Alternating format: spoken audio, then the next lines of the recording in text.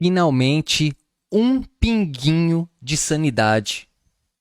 E quem está trazendo esse pinguinho de sanidade é o governador do estado de São Paulo, né? O novo futuro, né? Porque ainda não assumiu, mas já está na transição, Tarcísio de Freitas. O que acontece? Tarcísio de Freitas não entrou nessa narrativa de golpe de Estado, não entrou na narrativa de urna fraudada, enfim, venceu a eleição e ficou na dele. Eu acho que o Tarcísio era a melhor opção para o governo de Estado, para o governo do Estado na atual situação? Sim, eu achava. Porque eu tinha quase certeza que o Lula ia vencer por todas as besteiras que Bolsonaro fez. Então, eu não acho que é bom um partido ou um grupo ter poder demais, né? Isso não é bom. É claro que a gente também já sabia que o Lula ia ter maioria no Congresso. Apesar do Bolsonaro ter feito muitos deputados, a gente sabe que o PL não é 100% bolsonarista e outros partidos também não são 100% bolsonaristas, né? E a maioria do Congresso ali, com certeza, ia parar para conversar. Então o Lula ia conseguir uma governabilidade, mas eu não achava saudável o Lula também ter o governo do estado de São Paulo. Então a gente tinha que equilibrar. E eu analisei o Tarcísio de Freitas, e o Tarcísio de Freitas ele é um cara que já vem do governo Dilma. Então ele é um cara que, apesar de ter falado coisas e apoiado o Bolsonaro, ele tinha que fazer isso. Não tinha o que fazer. Porque ele era o ministro do Bolsonaro. E o Bolsonaro deu abertura para ele trabalhar. Então, não teria como ele criticar o Bolsonaro no meio da campanha. E ele foi muito esperto e muito inteligente. O que ele fez? Ele usou esse capital político e venceu. Só que hoje ele deu uma declaração muito importante, que é essa aqui, ó. Nunca fui bolsonarista raiz. E não vou entrar em guerra ideológica. E tá certinho.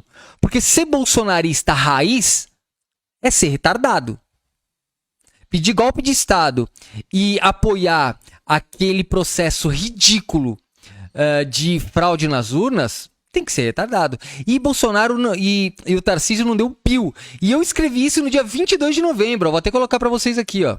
Olha lá, eu publiquei a seguinte mensagem: parabéns ao governador Tarcísio de Freitas, que segue firme na transição e não deu um pio sequer sobre fraude nas urnas e golpe de Estado, por mais trabalho e menos histeria.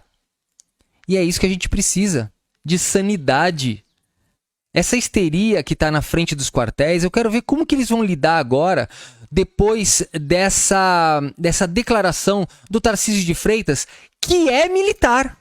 Ele é militar. Eu acho que o Tarcísio de Freitas é o político ideal? Nem de longe. Tá? Eu discordei muito dele quando ele falou de querer tirar as câmeras dos policiais, que eu acho um absurdo isso. Eu acho que a câmera ela evolui o trabalho policial, porque o policial ele vai estar atento nas ações dele, os outros policiais em volta também vão estar atentos na presença deles, e a câmera vai dar segurança pro policial naqueles momentos em que o cara quer desafiar o policial, e ele vai dar essa segurança para ele.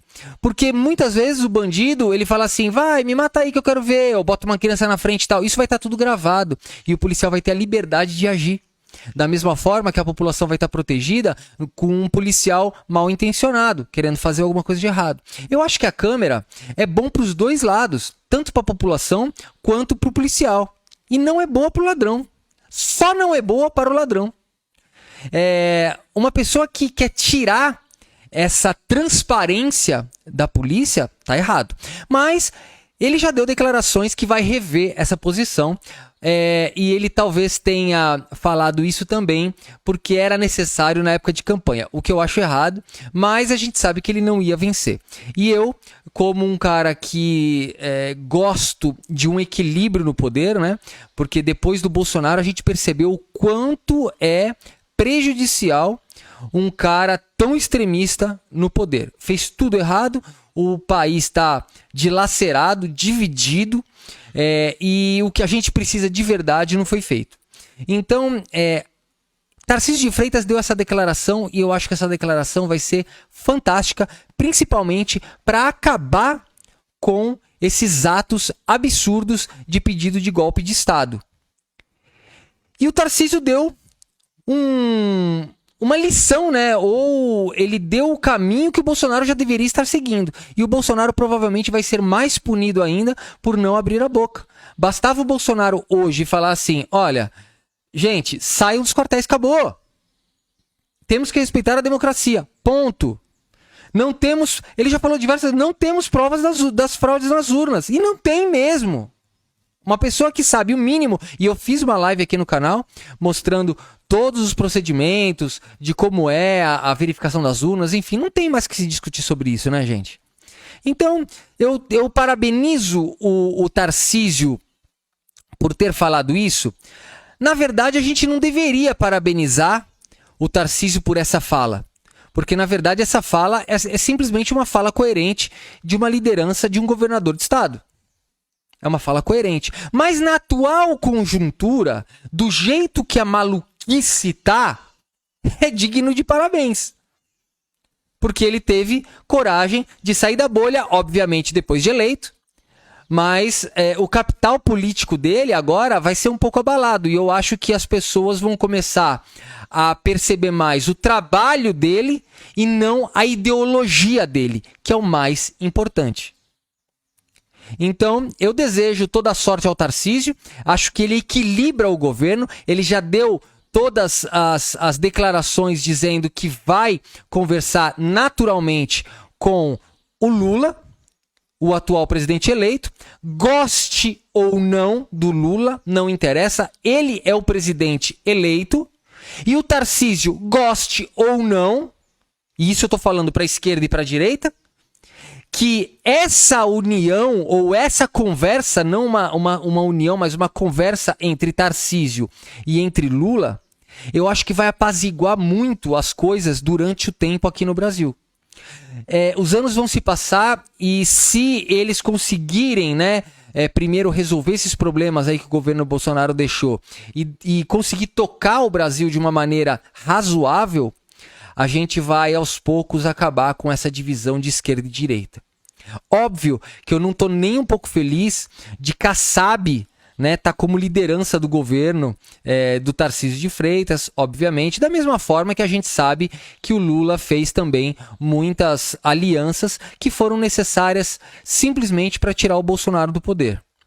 Da mesma forma que eu posso dizer que as alianças que o Tarcísio fez, que não são boas, também serviram para tirar o PSDB do poder de São Paulo, que já era tempo, né?